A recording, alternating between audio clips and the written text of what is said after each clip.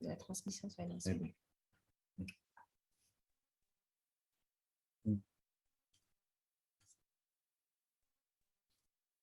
Donc, je vais reprendre avec la première présentation sur la prévention de la transmission soignant-soigné vis-à-vis des virus hématogènes qui sont le virus de l'hépatite B, le virus de l'hépatite C et celui du HIV. Donc, la transmission d'un virus hématogène d'un professionnel de santé à un patient constitue un événement exceptionnel. Le risque va dépendre étroitement du type d'acte de soins réalisé, du respect des précautions standards et de la charge virale plasmatique chez le soignant infecté. Les principaux agents incriminés sont les virus de l'hépatite B, le virus de l'hépatite C et celui de l'immunodéficience humaine.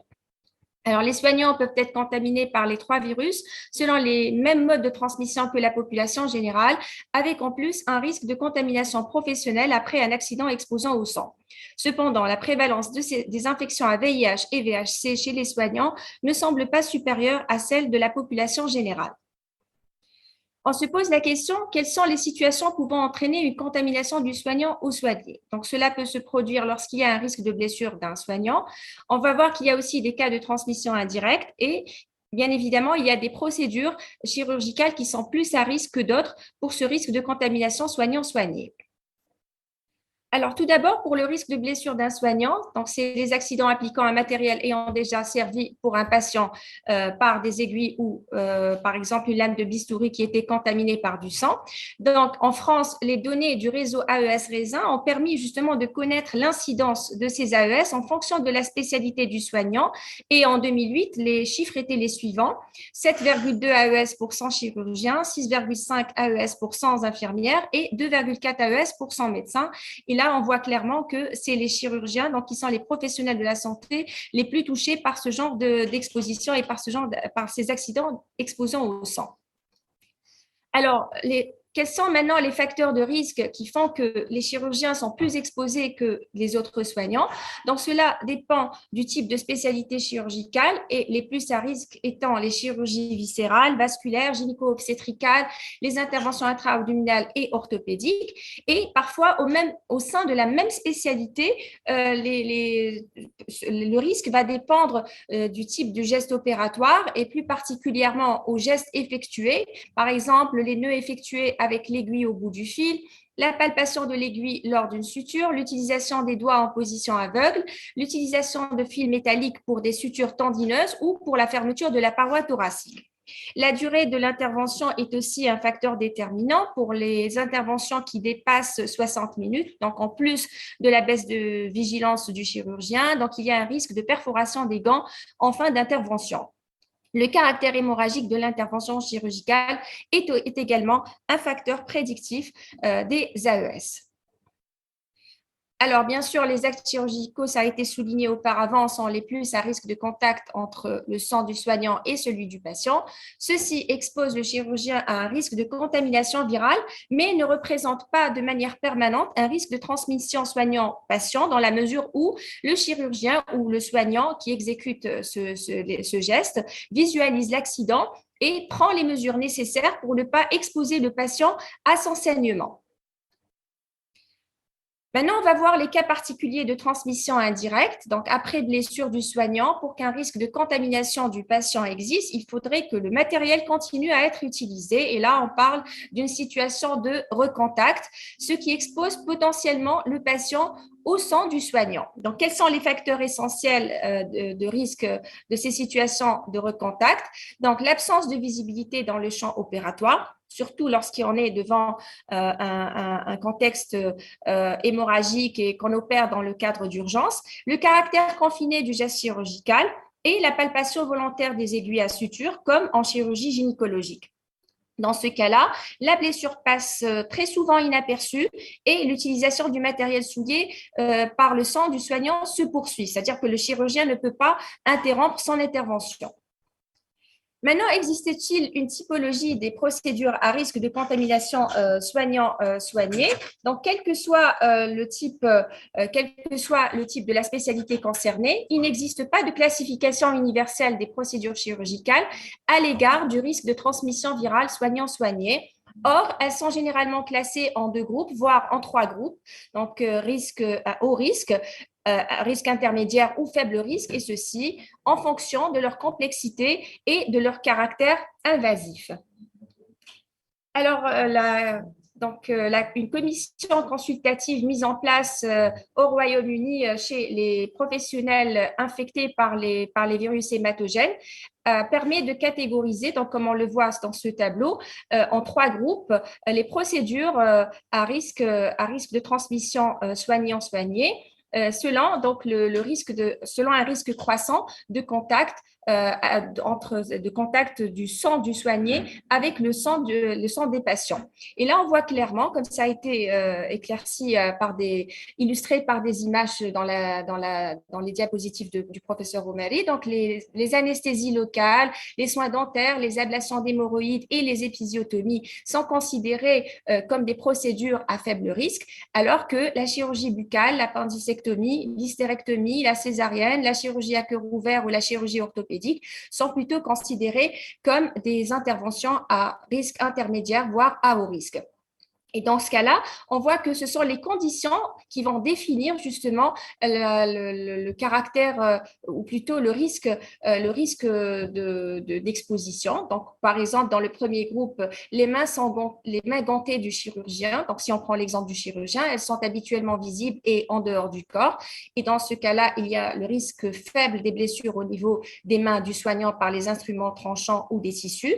Et même dans cette situation, par exemple, le chirurgien peut prendre conscience de son accident et ne pas exposer le patient à son sang. Par contre, dans les deux autres situations, les doigts ne sont pas toujours visibles ou voire invisibles, donc pendant une bonne partie de l'intervention. Et là, il y a un risque probable de blessure au niveau des mains du soignant par du matériel tranchant ou des tissus durs et acérés. C'est le cas des esquilles osseuses si on est dans la chirurgie orthopédique ou bien par une blessure par les dents si on est dans la chirurgie buccale. Et dans ce cas-là, l'exposition du patient au sang du soignant pourrait ne pas être visualisée, au moins dans l'immédiat.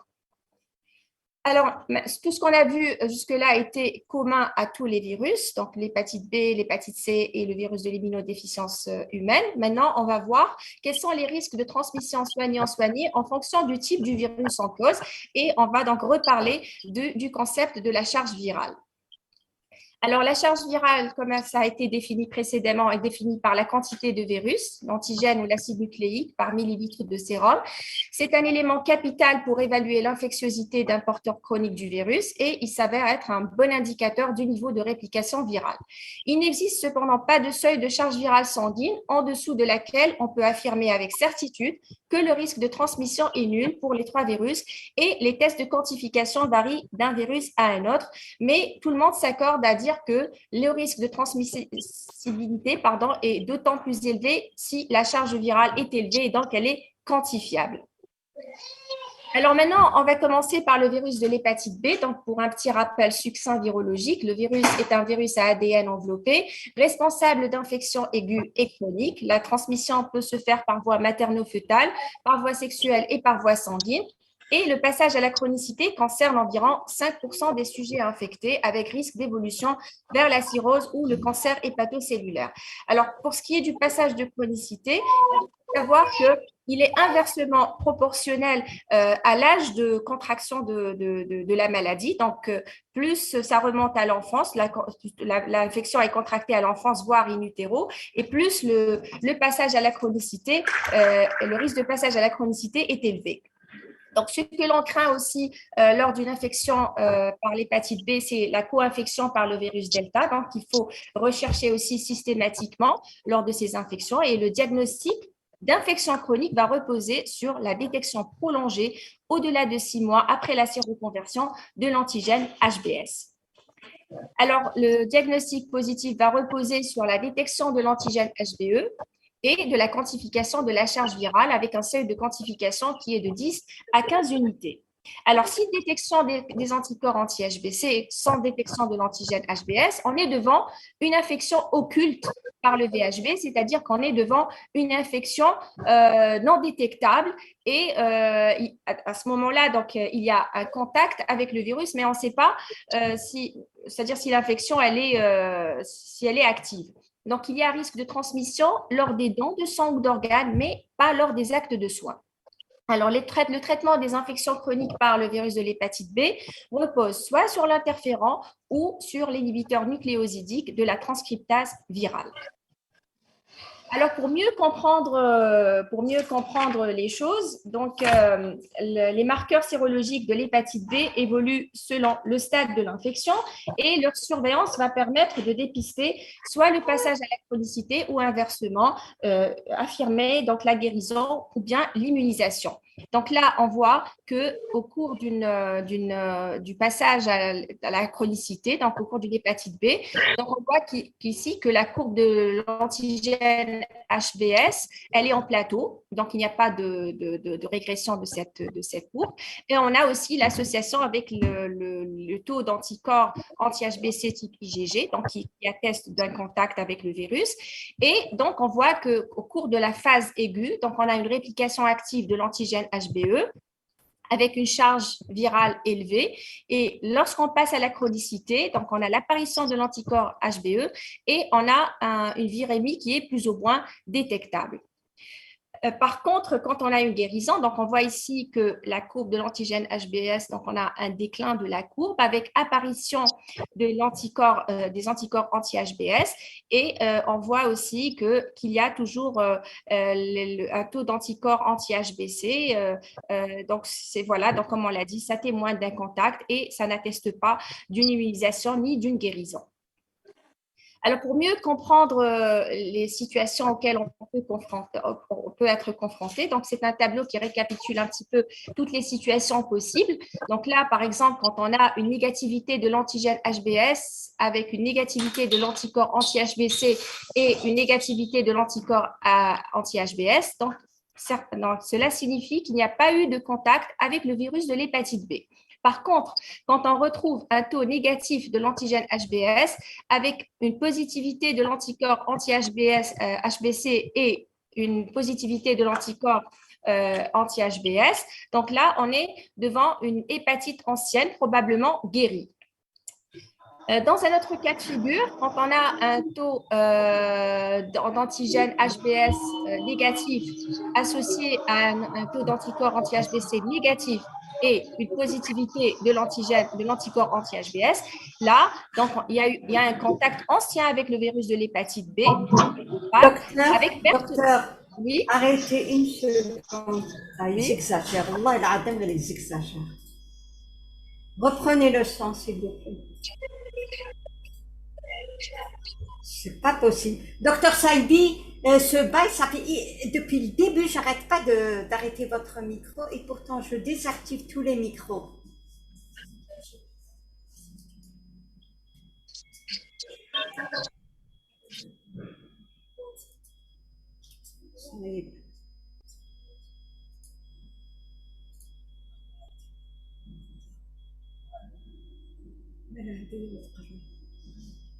Alors réactivez votre micro, docteur.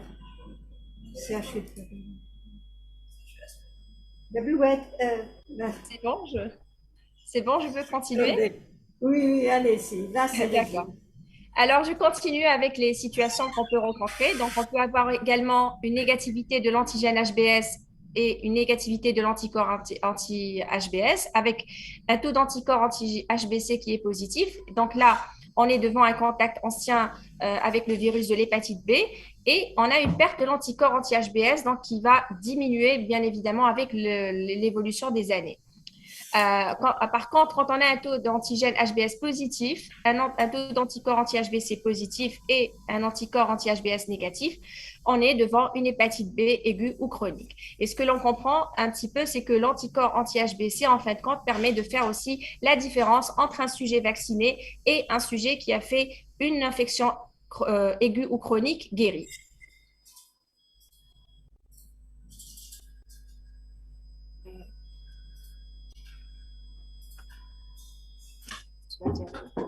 C'est bon. Donc, il faut savoir que le virus de l'hépatite B est le seul des 3 virus hématogènes dont l'infection peut être prévenue grâce à un vaccin.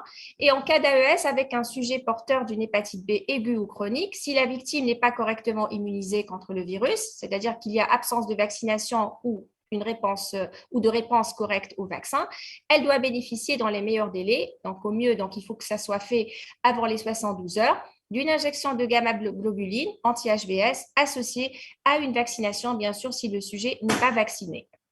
Alors, pour ce qui est de la transmission du virus de l'hépatite B entre soignants et patients, donc qui va dans les deux sens, le taux de transmission à des soignants après exposition percutanée à du sang affecté par le virus a été estimé aux environs de 6% lorsque l'antigène HBe était négatif et ce risque était multiplié par 5 lorsque ce marqueur était positif. Donc, les épisodes de transmission documentés du virus de l'hépatite B de soignants affectés à leurs patients ont été décrits chez des soignants porteurs de l'antigène HBe positif et pour les soignants HBe négatifs, mais dont le niveau d'ADN viral était supérieur à 2000 unités. Et donc, ça a été expliqué par le professeur Roumadé. Donc, il y a des cas de mutation qui expliquent la négativité de l'HBe négatif, plutôt de l'antigène HBe. Alors, pour le virus de l'hépatite C, qui est un virus enveloppé à ARN, il est responsable de rares hépatites aiguës, mais d'un taux très élevé d'hépatite chronique, avec risque d'évolution vers la cirrhose puis le cancer du foie. Et la transmission, elle se fait essentiellement par voie parentérale, surtout lors des expositions accidentelles au sang lors des soins. Alors, le diagnostic repose sur la détection d'anticorps anti-HVC et d'une charge virale avec un seuil de quantification qui est de 6 à 15 unités. Le traitement associe une combinaison d'interférons retard et de ribavérine, dont la durée va varier de 6 mois à 1 an en fonction du génotype en question. Les traitements à base d'antiprotéases sont proposés en cas d'échec des traitements conventionnels. Donc, il existe des cas de guérison définitive pour le virus de l'hépatite C. Il n'existe cependant pas de vaccination efficace contre le VHC. En cas d'AES avec un sujet infecté, une simple surveillance s'impose ou bien elle est recommandée puisqu'on ne dispose pas d'une chimioprophylaxie.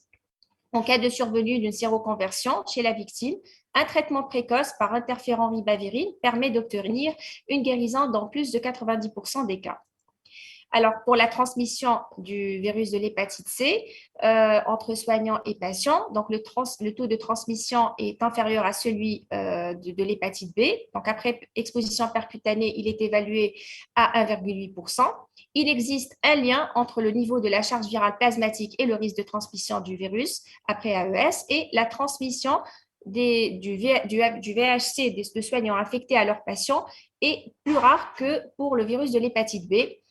Et elle concerne donc toujours donc les praticiens qui effectuent des gestes invasifs, surtout les gynécologues, obstétriciens, les chirurgiens cardiovasculaires et les orthopédistes qui avaient des charges virales élevées.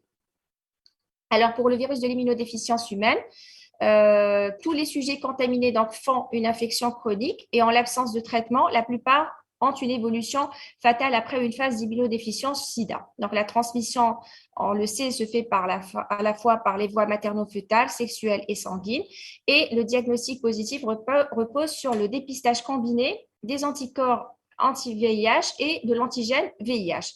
Alors, la charge virale sérique et le taux sanguin des lymphocytes permettent de suivre l'évolution de l'infection et le traitement repose sur une triple association d'antirétroviraux qui vont rendre la charge virale indétectable. Et il faut souligner que l'interruption même provisoire de la thérapeutique va provoquer une réactivation très rapide de la charge virale du patient donc malade.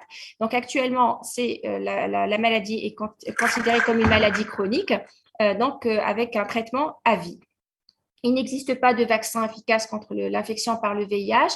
Et en cas d'AES, il faut faire une sérologie en urgence du patient source, bien sûr, après avoir bénéficié de son accord et de son consentement, et proposer le plus vite possible, dans les 4 heures et avant les 48 heures, une trithérapie à la victime. En cas de résultat positif et d'exposition importante après évaluation du risque, donc proposer une chimioprophylaxie par trithérapie qui va être continuée pendant 4 semaines. Alors, pour ce qui est de la transmission du VIH entre soignants et patients, donc le taux de transmission du VIH est donc le plus faible par rapport au VHC et au virus de l'hépatite B. Il est de 0,32% si exposition percutanée et le risque est 10 fois moindre si exposition cutanée aux muqueuses. Le risque de transmission aux patients reste très faible et dépend du niveau de la charge virale plasmatique et de l'impact éventuel des traitements antirétroviraux, c'est-à-dire quand il y a une mauvaise réponse à la thérapeutique et que le patient patient est au stade clinique de sida. Donc, sa charge virale est optimale. La détermination d'un seuil au-dessous duquel le risque serait nul n'est pas possible. Donc, tout comme pour les autres virus. Alors, on passe maintenant aux mesures de prévention du risque de transmission soignant-soigné. Et donc, ils vont s'articuler sur 4 grands axes. Donc, premièrement, éviter la contamination des soignés avec respect des précautions standards et vaccination obligatoire contre le virus de l'hépatite B. Identifier les soignants infectés, mesurer et réduire la charge virale des soignants infectés, proposer une démarche responsable aux soignants infectés et bien sûr, d'autres mesures complémentaires sont également à considérer. Alors,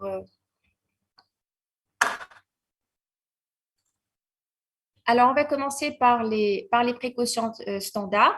Donc, tout d'abord, on va assister sur l'hygiène des mains, donc par la désinfection avec des gels hydroalcooliques, avant et après tout geste de soin.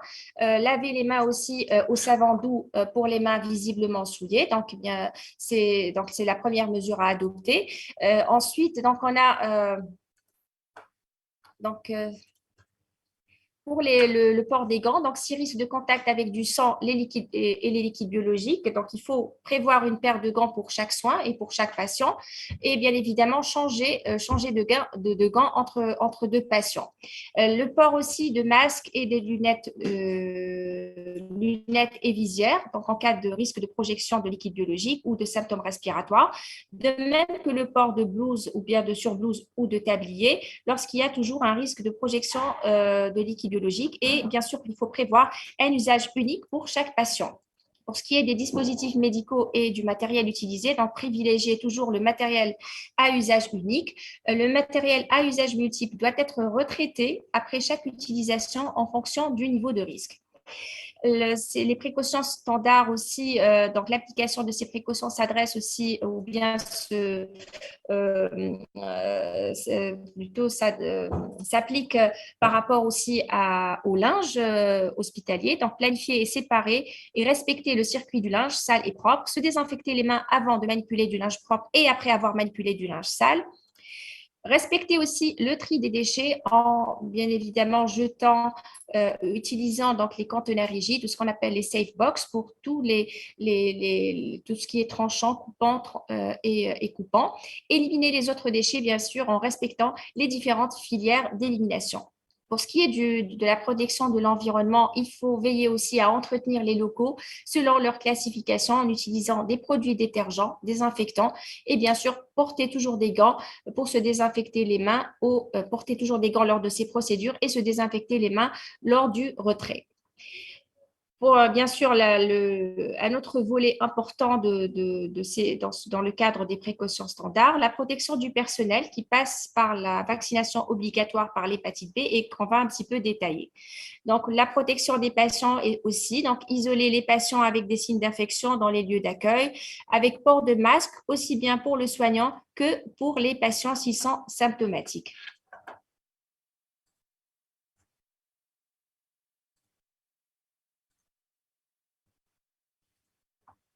Alors, je continue. La plaque, s'il vous plaît. Je m'excuse. Alors, la vaccination, bien sûr, contre le virus de l'hépatite B, donc elle s'adresse aux soignants, mais aussi à la population générale. Donc, la vaccination contre le virus de l'hépatite B est actuellement obligatoire en Algérie pour les personnels de santé, donc conformément à la réglementation en vigueur. Et elle a été intégrée systématiquement dans le calendrier vaccinal, comme on va le voir. Donc, voilà. Donc, la vaccination a été introduite dès la naissance avec des rappels à 2 mois, 4 mois et à 12 mois. Une couverture vaccinale donc, va permettre l'élimination du risque lié à cet agent lors d'une procédure médicale invasive. Et pour le personnel hospitalier, donc, le schéma vaccinal comporte 3 doses, à J0, 1 mois et à 6 mois.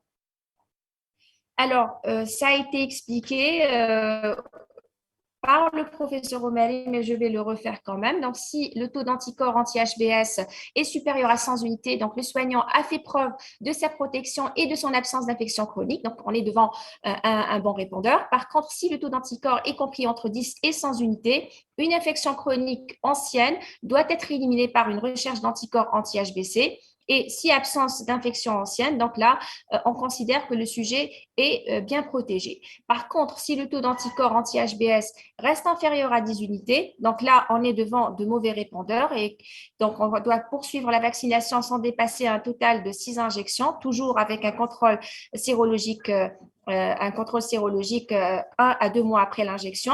Et si après 6 injections, le taux reste toujours inférieur à 10 unités, donc là, on définit le statut de non-répondeur et dans ce cas-là, ces professionnels de la santé sont considérés comme potentiellement exposés à un risque de transmission, ceci aussi bien dans leur vie professionnelle que dans leur vie personnelle. Alors, identifier les soignants affectés, bien sûr, par le diagnostic précoce des soignants affectés. Donc, ils doivent bénéficier d'un suivi sérologique en cas d'AES, bien sûr, conformément à la réglementation. Dépister les soignants affectés, bien évidemment, il est de la responsabilité de chaque soignant ou futur soignant de connaître son statut sérologique vis-à-vis des 3 virus considérés et d'actualiser cette connaissance en cas de pratique à risque d'exposition.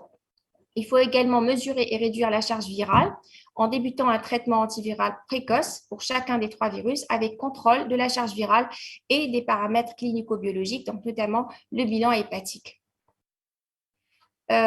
Pour ce qui est de proposer une démarche responsable aux soignants affectés, donc en matière d'aptitude, bien sûr,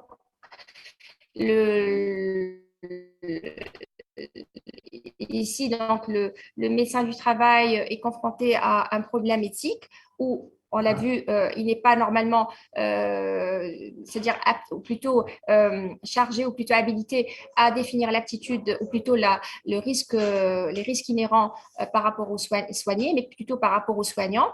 Et dans ce cas-là, donc, il doit s'intégrer au sein d'une commission consultative pour prendre, donc, qui devront, donc, cette commission qui va statuer sur l'aptitude du médecin soignant en activité, réalisant surtout les gestes invasifs. Donc, à l'issue de ça, donc on peut déterminer une restriction durable ou temporaire des activités des soignants affectés en fonction de la charge virale. Sinon, le maintien de l'activité professionnelle va se faire sous réserve de responsabilisation et d'encadrement. C'est-à-dire que le soignant affecté doit s'informer régulièrement de son statut sérologique, ses diagnostics d'infection chronique virale, donc prendre en charge sa pathologie par un spécialiste. Si charge virale détectable et activité de soins à risque, donc envisager un traitement antiviral correctif pour faire diminuer la charge virale et la rendre indétectable. Et bien sûr, d'autres mesures sont prises sont considérées, comme le double ou le triple gantage, le port de gants de sécurité comportant un film antiseptique et en cas de perforation et bien sûr, changement plus fréquent des gants. Alors, le soignant a droit à la confidentialité de son état de santé en évitant bien évidemment toute stigmatisation. Alors, autre mesure, donc l'indemnisation des soignants. Donc, actuellement, l'infection par le virus de l'hépatite B chez les professionnels de santé est présumée d'origine professionnelle selon le tableau numéro 45.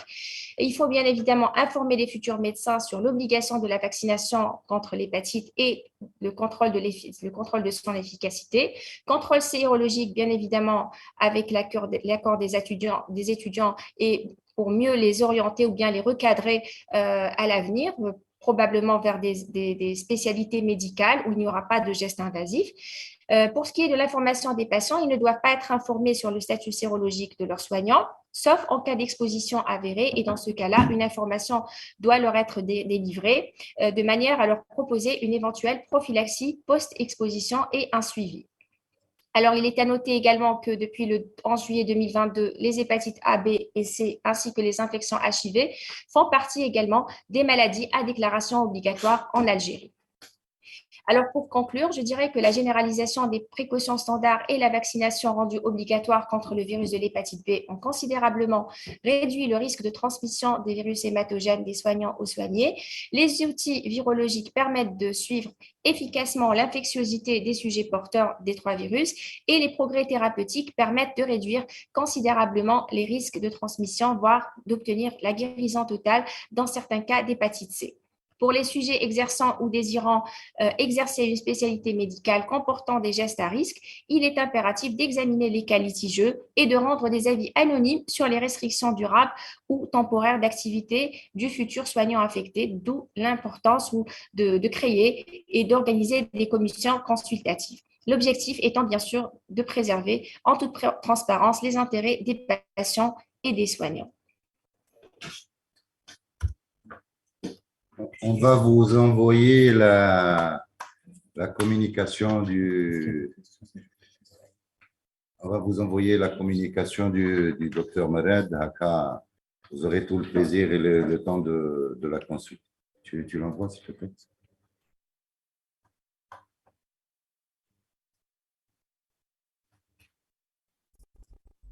Merci, professeur Mered. Merci, docteur. Merci, docteur Mered. Je suis dans ce temps. Merci beaucoup, docteur. Portage chronique. C'était bien stratifié. Dites-moi, professeur, oui, madame. cette communication, elle n'aurait pas pu être en début mieux ou pas? Je ne sais pas. Oui. Oui. Je ne sais pas, je pose la question, je ne suis pas médecin de travail. Je pose la question, c'est tout. Vous me dites non parce que... Oui. Voilà. Vous me dites non parce que... Non, parce que c'est vrai que, bon, au début, je ne pense pas parce qu'il fallait faire l'état des lieux sur les proportions de transmission, etc. Ça y est, on vous a envoyé la communication. Je l'ai vu, moi. Alors que les autres devraient consulter bien comme il faut la discussion parce que toutes les deux communications existent. Ah, oui. Alors, si vous voulez bien, on va passer à un acte pratique. Un truc beaucoup plus... Donc, un cas clinique sur le portage chronique.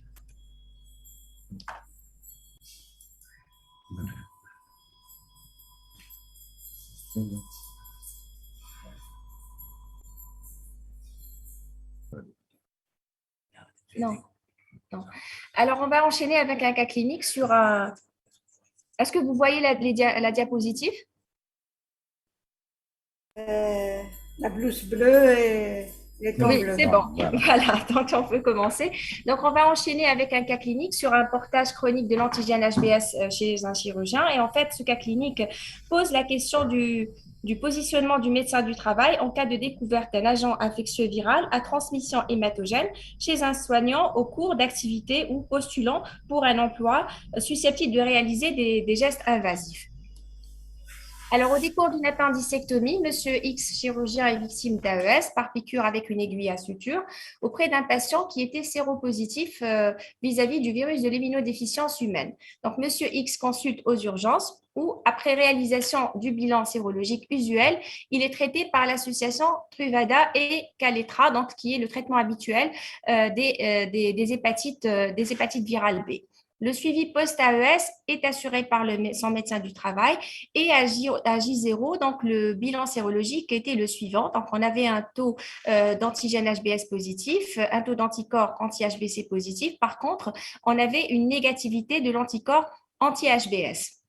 Alors, le médecin du travail a informé M. X de cette positivité et a prescrit c'est-à-dire un autre bilan, donc à la recherche de l'antigène HBE, donc qui témoigne normalement de la réplication virale, l'anticorps anti-HBE et bien sûr, il a recherché également le virus Delta puisqu'on a parlé dans la présentation précédente qu'il y avait un risque de co-infection avec le virus Delta au cours des hépatites virales B, donc chroniques ou aiguës.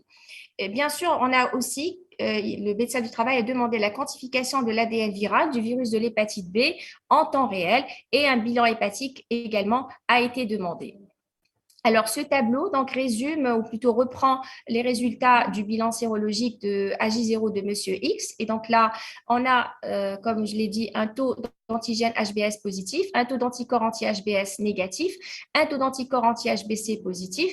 L'antigène HBE était négatif, de même que la sérologie delta qui était négative. Par contre, l'anticorps anti-HBE était positif.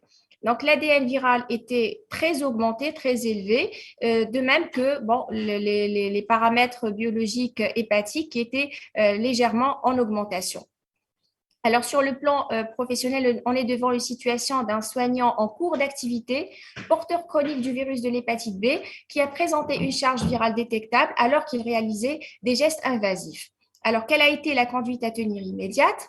Donc, le médecin du travail, bien sûr, sur conseil du médecin inspecteur, a établi un avis d'aptitude mentionnant une restriction temporaire à la pratique des gestes invasifs et seule l'activité de consultation était autorisée.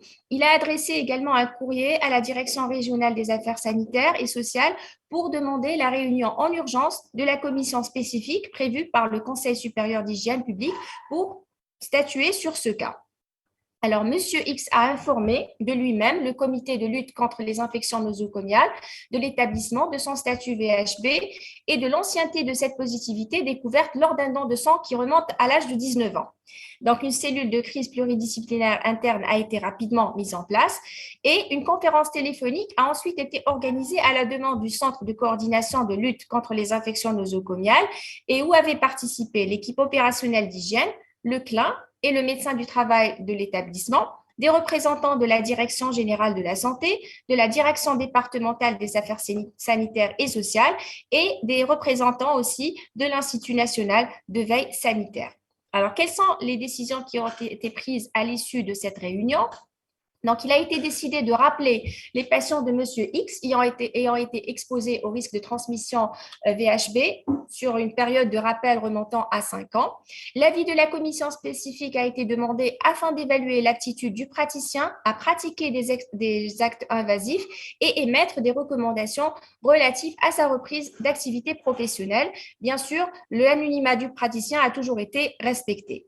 Donc, suite à ça, M. X a été adressé pour suivi spécialisé chez un hépatologue et au bout d'un mois, l'ADN viral du virus de l'hépatite B est devenu indétectable, donc il était à un taux inférieur à 12 unités. Alors, une commission régionale a été constituée sous la responsabilité du médecin inspecteur régional et a considéré que le chirurgien pouvait reprendre son activité professionnelle sans restriction particulière sous réserve du strict respect des conditions suivantes qui sont le suivi médical spécialisé tous les 3 mois avec une charge virale, stricte observance du traitement antiviral, respect scrupuleux dans le cadre de son exercice professionnel, bien sûr par le respect des précautions standards qu'on a citées tout à l'heure, le port systématique d'un double gantage lors de tout acte invasif avec changement de gants toutes les 2 heures, vérification de l'absence d'effraction et respect des mesures visant à limiter le risque d'AES, transmission de l'échantillon prélevé positif en ADN du VHB au Centre national de référence des hépatites et ce, en vue de permettre des comparaisons de souches ultérieures si nécessaire. Et enfin, réévaluation de la situation de M. X dans un an par la commission régionale. Alors, pour ce qui est du devenir des patients de M. X qui avaient été exposés au risque hématogène lié au VHB, donc, la cellule de crise pluridisciplinaire a décidé de rappeler les patients opérés de 2003 à 2008, soit un total de 1283 personnes. Parmi eux, 1035 patients ont été contactés, 636 avaient été dépistés. L'antigène HBS n'a pas été retrouvé chez aucun patient. 2 patients, par contre, avaient des anticorps anti-HBC avec des anticorps anti-HBC supérieurs à 1000 unités, donc ce qui témoigne d'une infection guérie et ancienne. Alors, pour ce qui est du devenir professionnel de M. X, 5 ans après, M. X est toujours en poste dans le même établissement. La confidentialité a totalement été respectée.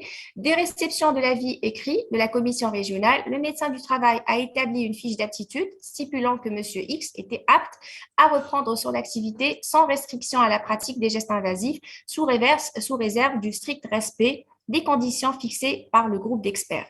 Monsieur X a opté pour un double gantage et un changement de gants toutes les 2 heures. Alors, sur le plan médical, Il est suivi toujours tous les 6 mois par son hépatologue, tous les 3 mois par son médecin du travail. Le Truvada est maintenu et l'observance est plutôt bonne. La mesure de l'ADN viral du virus de l'hépatite B par PCR en temps réel est réalisée tous les 3 mois et M. X communique les résultats à son médecin du travail. Donc, l'ADN viral reste indétectable avec un seuil de quantification inférieur à 20 unités et par contre, l'antigène HBS n'a pas pu être éliminé. Alors, en conclusion, l'intérêt de M. X a été préservé tant sur le plan personnel que professionnel. Le maintien à son poste de travail sans limitation des activités a permis de limiter le préjudice professionnel subi. Le suivi médical mis en place fait partie des recommandations pour prévenir les complications liées à la réplication virale et on note aussi l'importance de constituer des commissions consultatives régionales pour statuer sur ce genre de situation. Voilà, je vous remercie.